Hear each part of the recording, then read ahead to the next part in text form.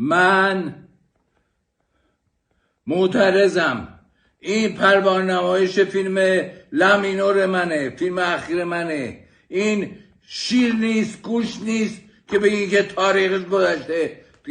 شما به من پروانه دادید، پروانه نمایش دادید، چرا زیر قول خودتون میزنید؟ مرد نیستید، مردانه رفتار کنید. همه فیلم های من رو توقیف کردید، یکی از فیلم های من اصلا مفقود کردید، اون سیاحت در ایران رو از انداختید رو ظرف آشغال.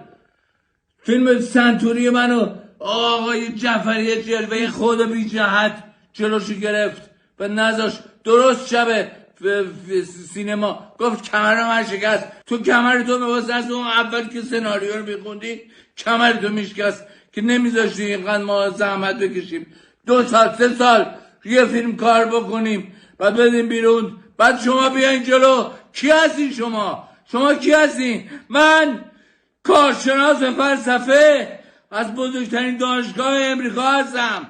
شما دارین فیلم من رو قضاوت میکنی. شما کی هستین؟ چه مدرکی داری؟ چه کاری کردی؟ چه چیزی داری بیرون؟ کی هستی تو؟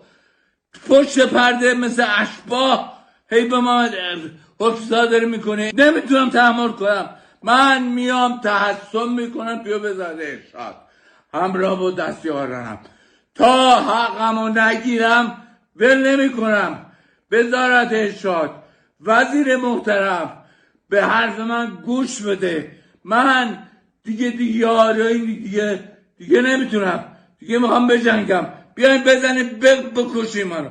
این سینه من بزنید نابودم کنید بکشید.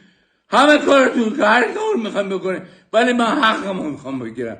حقمو از شما میگیرم.